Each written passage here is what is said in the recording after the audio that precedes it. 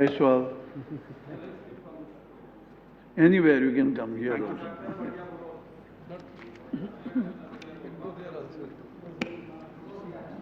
माननीय सभापति महोदय, मैं आपका बहुत बहुत आभारी हूं कि आपने मुझे demand for grant of health and family welfare 2012-13 पर बोलने का मुझे मौका दिया। मैं अपनी माननीय नेता श्रीमती सुषमा स्वराज जी एवं श्री लाल कृष्ण आडवाणी जी का भी बेहद आभारी हूं कि इस महत्वपूर्ण मुद्दे पर उन्होंने मुझे डिबेट इनिशिएट, पहली बार मैं सदस्य बना हूं और मुझे डिबेट इनिशिएट करने का मौका दिया गया, इसके लिए मैं उनका भी बहुत बहुत आभारी हूं। See, Dr. Jaiswal, please address to the chair. Don't get disturbed. Okay, sir. And even if somebody disturbs you, don't reply to him. Please. Okay, sir. Thank you, sir. Sir, हमारे गांव में एक कहावत है कि अगर रिवॉल्वर का licence चाहिए तो टैंक मांगना चाहिए, राइफल नहीं मिलेगा तो बंदूक रिवॉल्वर जरूर मिल जाएगा। तो उसी तरह से हेल्थ मिनिस्ट्री ने 45,500 करोड़ क्या डिमांड किया, उसके बदले सेंटर ने केवल 27,500 करोड़ रुपए इन्हें दिए। और अगर इसमें से भी एनआरएचएम का कंपोनेंट 20,500 करोड़ हटा दिए जाएं तो पूरी हेल्थ मिनिस्ट्री के लिए की फंक्शनिंग के लिए केवल 6,585 करोड़ रुपए इस पूरे देश की हेल्थ मिनिस्ट्री को चलाने के लिए मिला हुआ, जबकि इन लोगों की डिमांड 17,092 करोड़ की थी। मतलब कि 1/3 भी डिमांड पूरा नहीं किया गया। सर, एक बात जरूर है कि हम लोग टारगेट रखने में बहुत माहिर हैं। इस समय भी हम लोगों ने जीडीपी का 12th प्लानिंग कमीशन में टारगेट रखा है 2.5%। 11th प्लान में भी हम लोगों ने 1.2% का टारगेट रखा था, लेकिन केंद्र सरकार ने केवल पिछले साल 0.90% ऑफ द जीडीपी का ही खर्च किया है, जबकि प्रधानमंत्री जी पोलियो समिट में भाषण देते हैं 1.3% ऑफ द जीडीपी। यह राज्यों के खर्चों को मिला करके हमारा है, यह केंद्र सरकार का नहीं है। केंद्र सरकार ने अभी भी 1% ऑफ द जीडीपी भी खर्च नहीं किया। उसी तरह से सर, 11th प्लानिंग कमीशन का प्लान डॉक्यूमेंट जून 2008 में साइन किया गया और लागू करने में 2 साल से भी ज्यादा बीत गया।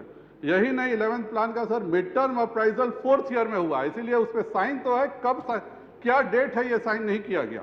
और पहले 2 साल तक कोई भी हेल्थ की या किसी भी योजना को प्लानिंग कमीशन ने नई योजना लागू नहीं कर सकी। मैं गवर्नमेंट से रिक्वेस्ट करना चाहूंगा कि यह फिर दोबारा 12th प्लानिंग कमीशन के साथ फिर यह नहीं हो, इसीलिए यह देखें कि जल्दी से जल्दी प्लान का अप्रूवल इन लोगों ने दिया जाए। सर, हमारे माननीय प्रणव दा बहुत सीनियर मंत्री हैं, इन्होंने अपने बजट के भाषण में 3 कॉलम हेल्थ पे दिए थे। मुझे बहुत दुख के साथ कहना पड़ रहा है कि उस 3 कॉलम में भी 2 कॉलम में इन्होंने असत्य बोला। इन्होंने 105 में बोला है, आई कोट, दे से persistent space. I am happy to inform honorable members that no new cases of polio was reported in the last 1 year. By modernizing existing units and setting up a new integrated vaccine unit near Chennai, the government will achieve vaccine security and keep the pressure on disease eradication and prevention. मैं आपके द्वारा माननीय मंत्री जी से पूछना चाहूंगा कि हिंदुस्तान के किस सरकारी फैक्ट्री में ओरल पोलियो वैक्सीन बनता है जिससे कि ये वैक्सीन सिक्योरिटी की बात करते हैं।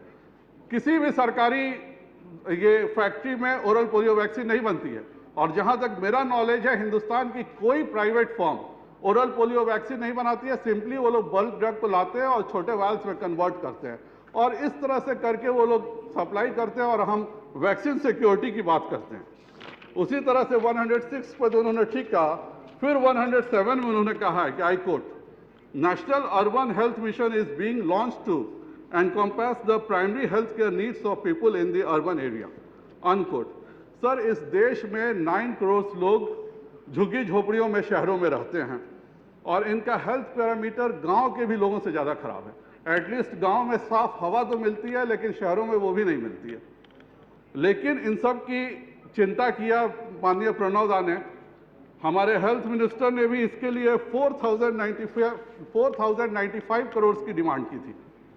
लेकिन मैं माननीय मंत्री जी से यह जरूर जानना चाहूँगा कि प्रणव दा के द्वारा दिए गए इस 1 करोड़ रुपए के टोकन मनी को पूरे ये नेशनल अर्बन हेल्थ मिशन में किस तरह से बांटेंगे और 9 करोड़ लोगों का किस तरह से इलाज करेंगे, इसका इस साल वो मैं जरूर मंत्री जी से जानना चाहूँगा। सर सही स्थिति यही है कि यूपीए 2 की सरकार देश के गरीबों के साथ मजाक करती है, एक से एक मिशन लॉन्च करती है, जैसे कि माननीय चिंता मोहन जी भी कह रहे थे, पर गरीबों की चिंता नहीं करती। सर अगर इस देश में गरीबों को स्वस्थ रखना है तो हमें प्रोटीन और विटामिन युक्त खाना देना पड़ेगा, साफ पानी की व्यवस्था करनी पड़ेगी, एनआरएचएम में दवाइयों पर हमें ज़्यादा खर्च करना पड़ेगा। पर एनआरएचएम का खर्चा कहाँ हो रहा है? ज़्यादा से ज़्यादा खर्च उद्योगपतियों को खुश करने के लिए सैकड़ों एम्बुलेंस और गाड़ियाँ खरीद लेते हैं। इन सभी गाड़ियों का 4 साल बाद क्या होगा यह कोई नहीं जानता, क्योंकि इनका मेंटेनेंस फंड क्या फ्यूचर में होगा इसका किसी को नहीं पता। आप किसी भी सिविल सर्जन के रेजिडेंस या ऑफिस पे चले जाइए, 25-30 गाड़ियां सब जगह कबाड़ के रूप में पड़ी हुई हैं। सर सरकार जनरेटर और भवनों पर तो करोड़ों खर्च कर रही है, पर गरीबों की दवाओं के लिए इनके पास केवल 100 करोड़ रुपया ही है। डॉक्टर गांवों में रहें इसके लिए ये एडिशनल पीएचसी के साथ डॉक्टर का रेजिडेंशियल क्वार्टर नहीं बनाएंगे, लेकिन एक से एक ये कानून जरूर बनाएंगे जिससे कि फोर्स किया जा सके कि डॉक्टर गांव में रहें। अभी 3 दिन पहले प्रथम पृष्ठ में आने के लिए फिर मंत्री जी ने नया शगुफा छोड़ा। आज अगर घर का हाउस सर्वेंट भी है तो उससे भी कहते हैं कि रामू जी कृपया अगर पानी पिलाएं। यहाँ कानून बना के डॉक्टरों को सोचा जा रहा है कि गाँव में फोर्स किया जाएगा, यह कभी नहीं होने वाला।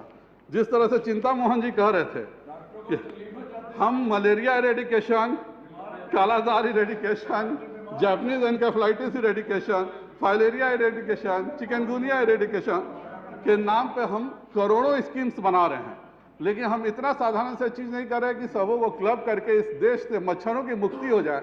अगर मच्छर मर जाएंगे तो सारी डिजीजेज, ये सारी वेक्टर बॉर्न डिजीज खत्म हो जाएगी, लेकिन उसके लिए हम लोग कुछ नहीं कर रहे। इस देश में कितने सारे आयुर्वेदिक डॉक्टर और यूनानी डॉक्टर बेकार पड़े हुए हैं, उनके लिए नेचुरोपैथी के डॉक्टर बेकार पड़े हुए हैं। 6 साल की बाकायदा वो पढ़ाई करते हैं, वो एमबीबीएस से कम नहीं पढ़ते हैं, लेकिन उन्हें यह गवर्नमेंट जॉब देने को तैयार नहीं है।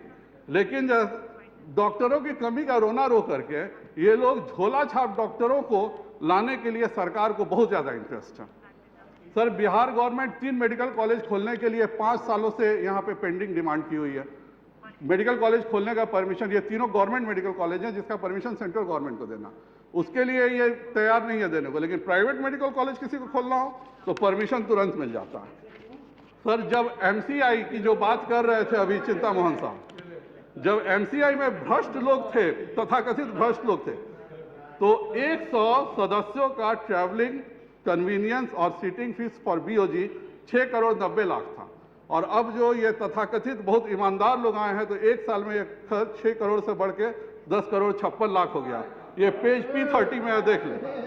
इसी तरह से जब तथाकथित घोटालेबाज के जमाने में इंस्पेक्टर का ट्रैवलिंग अलाउंस 6 करोड़ था, अगले ही साल ये बढ़ के 10 करोड़ हो गया जब ये तथाकथित सरकारी आ गए। पिछले 18 अगस्त को भी सर हमने एमसीआई सेक्रेटरी का मामला उठाया था। उस समय क्योंकि वो क्वालिफाई भी नहीं करती थी और एसीसी से अप्रूवल भी नहीं मिला हुआ था, स्वास्थ्य मंत्री जी ने अगस्त में मुझको आश्वासन दिया था कि इस मामले को देखेंगे, लेकिन 31 मार्च को उसका प्रोबेशन पीरियड खत्म हो गया तो वो अपने आप हट गई। लेकिन सारे हमारे माननीय मीडिया के लोगों ने लिख दिया एमसीआई सेक्रेटरी सैक्ड, जबकि कोई सैकिंग नहीं थी, उसका प्रोबेशन टर्म खत्म हुआ था, वो हट गई। लेकिन मीडिया में सब लोगों ने वाहवाही ले ली कि एमसीआई सेक्रेटरी को हमने सैक कर दिया। सर ये मतलब सरकार किस तरह से भ्रष्टाचार की लड़ाई लड़ रही है, ये उसका बहुत ही अच्छा एग्जाम्पल है। सर आज गवर्नमेंट ने 1124 करोड़ एम्स को देने जा रही है। इस अस्पताल में सर ऑपरेशन कराना हो या रेडियोथेरेपी कराना हो, जैसे माननीय चिंता मोहन जी कह रहे थे, तो यहाँ 3-3 महीने तक आपको इंतजार करना पड़ता है। लेकिन मैं अभी 23 मार्च की मेरे पास अखबारों की प्रति है, हिंदुस्तान की, जनसत्ता की, सभी की, लेकिन 23 मार्च को इन अखबारों को मैं पटल पर रखना चाहूँगा कि अगर आदमी उस बुढ़िया के बदले, चिंता मोहन जी की बुढ़िया के बदले डिप्टी डायरेक्टर एडमिनिस्ट्रेशन एम्स के कुत्ता सिम्बा हो तो संडे को रेडियोथेरेपी डिपार्टमेंट खोल करके उसका इलाज किया जाता है। और अगर आप मनुष्य हो तो खुद चिंता मोहन जी बता चुके हैं कि इलाज का एम्स में क्या हश्र है। सर 3 महीने में तो कोई मरीज जिंदा भी नहीं बचेगा कैंसर का, और यह उस अस्पताल का हाल है जो नई दिल्ली में है और इसके चेयरमैन खुद माननीय स्वास्थ्य मंत्री हैं। सर डीओपीटी में बिल्कुल साफ नियम है कि 7 साल से ज्यादा कोई नहीं रह सकता अपने पेरेंट कैडर के बाहर, लेकिन ये जो हमारे पशु प्रेमी डिप्टी डायरेक्टर एडमिनिस्ट्रेशन है, इनको एक और 7 साल के बाद भी एक्सटेंशन देने के लिए हेल्थ मिनिस्ट्री ने ओके कर दिया और पीएमओ में यह फाइल लटकी हुई है। इसी तरह से सर सरकार ने आयुष को अलग विभाग बना दिया। पिछले वर्ष 900 करोड़ रुपए इनको मिले थे, खर्च किए इन्होंने केवल 610 करोड़ रुपए, अर्थात केवल 37% पैसा इन्होंने खर्च भी नहीं किया। तो इनके नहीं खर्च करने के चलते हेल्थ मिनिस्टर इतने प्रभावित हुए इनकी एफिशिएंसी से कि ये आयुष को इन्होंने एनसीआरसीएच बिल से बाहर रख दिया, जिससे कि आयुर्वेदिक यूनानी मेडिकल कॉलेज का रिकॉग्निशन चूंकि गवर्नमेंट करती है और इसमें पैसे का खुला खेल चल सके, इसके लिए इसको अलग किया गया। मेरा साफ मानना है कि आज एजुकेशन का 98% kind of education HRD ministry के पास है और वह सिर्फ एक ओवर आर्चिंग बॉडी से काम चला सकती है। लेकिन जो हेल्थ मिनिस्ट्री है इसको मेडिकल पैरामेडिकल के लिए अलग चाहिए, आयुष के लिए अलग चाहिए, और इतना ही नहीं सर, रिसर्च करने के लिए अगर एमडीएमएस से ऊपर रिसर्च करना है तो इसके लिए फिर एक तीसरा जो एचआरडी मिनिस्ट्री है उसके अंडर में वो चला जाएगा। मतलब एक हेल्थ मिनिस्ट्री के 3 पेरेंट्स होंगे एजुकेशन के मामले में। सर स्वास्थ्य विभाग का बीमार होने का सबसे बड़ा कारण यही मल्टीपल पेरेंटिंग है। अगर कोई आदमी बीमार है तो उसे देखना हेल्थ मिनिस्ट्री का काम है। वह दवाएं खरीदेगा, उस दवाई की कितनी प्राइसिंग हो यह देखना है केमिकल एंड फर्टिलाइजर मिनिस्ट्री का काम है। अगर वह किस दवाइयाँ किस तरह की फैक्ट्रियों में बने उनकी क्या क्वालिटी हो यह देखना कॉमर्स एंड इंडस्ट्रीज मिनिस्टर का काम है, पर उन दवाओं की क्वालिटी कैसी है यह देखना फिर हेल्थ मिनिस्ट्री का काम है। मतलब इतना कॉम्प्लिकेशन ये है, और यह इसमें सरकार भी दोषी है और हम लोग भी दोषी हो क्योंकि हम भी गवर्नमेंट में रह चुके हैं। मेरा साफ मानना है कि डिपार्टमेंट ऑफ फार्मास्यूटिकल जो केमिकल एंड फर्टिलाइजर में है इसको हर हालत में हेल्थ मिनिस्ट्री में होना चाहिए, जिससे कि दवाओं की प्राइसिंग फिक्स की जा सके। सर अब मैं डिपार्टमेंट ऑफ एड्स कंट्रोल पर आता हूँ। पिछले साल और इस साल दोनों साल इसका बजट 1700 करोड़ रुपए का है। इस देश में एड्स रोगियों की संख्या 21 लाख है, घटती जा रही है। उसके लिए चिंता मोहन जी ने बहुत बड़ाई भी की है सरकार की, हम भी बड़ाई इसकी करते हैं। लेकिन यह डिक्लाइनिंग ट्रेंड पर ये 1700 करोड़ खर्च कर रहे हैं, इसका तो मुझको कोई ऐतराज नहीं है। लेकिन ये national vector borne disease control programme, national TB control programme, national leprosy eradication programme, iodine deficiency disorder control programme, national drug de-addiction control programme, इन सब की बीमारियों को जोड़े सर तो करोड़ों लोग हर साल प्रभावित होते हैं इनकी बीमारियों से। 5 लाख से ज़्यादा लोग प्रति वर्ष मरते हैं, पर इनका कुल बजट 1696 करोड़ का ही है। केवल टीबी से प्रति मिनट 2 आदमी मर रहे हैं, लेकिन दुनिया की सारी बीमारी एक तरफ और एड्स एक तरफ। एड्स की फंडिंग दुनिया में हिंदुस्तान की सभी बीमारियों से ज़्यादा होगी। सर जैसे चिंता मोहन जी ने कहा कि पहली बार हेल्थ मिनिस्टर जी ने पॉपुलेशन स्टेबलाइजेशन की यहाँ चर्चा की थी।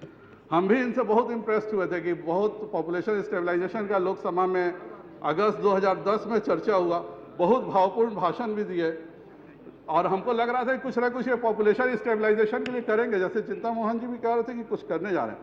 पूरा बजट देख लीजिए सर, 12th प्लान भी देख लीजिए, पॉपुलेशन स्टेबलाइजेशन के नाम पर केवल आशा कार्यकर्ताओं को कॉन्डोम बांटे जा रहे हैं। अब आशा कार्यकर्ता सर किसी गांव की बेटी है या बहू है और वह गांव में घूम घूम के कॉन्डोम बांटेगी, यह बात केवल एयर कंडीशन कमरों में बैठ करके बाबू लोग सोच सकते हैं, कोई आम आदमी इस बात को नहीं सोच सकता है सर। आशा कार्यकर्ताओं की जिम्मेवारी डिलीवरी कराना बिल्कुल नहीं है। उसके बाद भी करोड़ों रुपए की परचेजिंग की गई डिलीवरी किट खरीद करके, और इन आशा कार्यकर्ताओं को बांटा गया। क्यों बांटा गया इसका जवाब मैं मंत्री जी से जरूर सुनना चाहूंगा। उसी तरह जेंटामाइसिन इंजेक्शन, क्लोट्रिमोक्साजोल, ये सब शेड्यूल एच ड्रग्स हैं। मंत्री जी यह बिल्कुल जो होगा, मंत्री जी यह भी बताएं कि ये शेड्यूल एच ड्रग्स को आशा कार्यकर्ताओं में देने का, जेंटामाइसिन तो हमने रुकवा दिया पर ये सब परचेजिंग हो गई थी।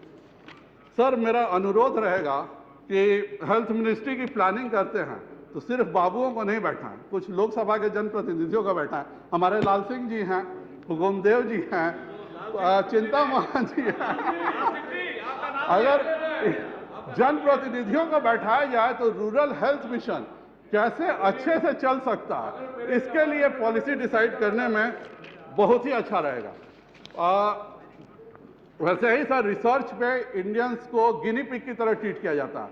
हम एक भी मॉलिक्यूल की सर्च नहीं करते। मॉलिक्यूल की खोज होती है अमेरिका में, करोड़ों रुपए वहां के लोगों की इंडस्ट्रीज बनती है, वहां के लोगों को रोजगार मिलता है, और हिंदुस्तानियों को रिसर्च के नाम पे गिनी पिग की तरह हम ट्रीट करते हैं। उसका ट्रायल यहाँ होगा। मेरा मंत्री जी से अनुरोध है कि ये साफ साफ नियम बनाए कि उसी ड्रग का ट्रायल इंडिया में संभव है जिसकी रिसर्च भी यहाँ हुई हो। यह कौन तरीका हुआ कि मेडिसिन की कहीं और खोजी जाएगी और उसका ट्रायल हिंदुस्तानियों पर होगा। सर, माननीय मंत्री जी, कुछ मेरे भी सुझाव हैं, मैं चाहूंगा कि आप इन पर विचार करें। अगर नहीं, ठीक है सर, अगर सरकार सचमुच में MMR IMR घटाना चाहती है तो JSY के जो पैसे पेशेंट्स और आशा को दिए जा रहे हैं, उस पेशेंट को 2 पार्ट में बांट दे कि सेकेंड ट्राइमेस्टर में जो पेशेंट्स को देखे जाएं और इंस्टीट्यूशनल डिलीवरी हो। जब दोनों चीजें हो तभी आशा कार्यकर्ताओं को उनके पैसे मिलने चाहिए।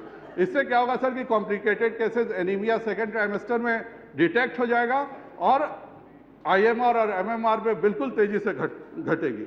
उसी तरह से सर, जो आशा कार्यकर्ता 95% इम्यूनाइजेशन अचीव करें, उनको अलग से कुछ प्रोत्साहन दीजिए जिससे कि वो अपने क्षेत्र में अच्छे से काम कर सकें। सर, अगर बच्चे पैदा करने के लिए इस देश में 1600 मिलते हैं तो बच्चा बंद कराने वाले को भी 1600 मिलना चाहिए, न कि 500 मिलना चाहिए। NRHM में PSC की सर जो व्यवस्था है, उस पर ये हजारों लाखों रुपए जनरेटर पे खर्च कर रहे हैं। मेरा इनसे अनुरोध रहेगा कि ये जनरेटर का पैसा सारा PSC प्रभारी और जनरेटर के बीच चलाने वाले के बीच में डिस्ट्रीब्यूट होकर डिस्ट्रॉय हो रहा। अगर इसके बदले ये सोलर पावर प्लांट्स लगा दे सारे PSCs में, तो वो हर हालत में बिजली अस्पतालों को भी मिलेगी और आपका पर ईयर का रिकरिंग कॉस्ट भी बढ़ेगा। आपने मुझे इन सभी बातों पे बोलने का मौका दिया, आपका मैं बहुत बहुत आभारी हूँ। बहुत बहुत धन्यवाद। श्री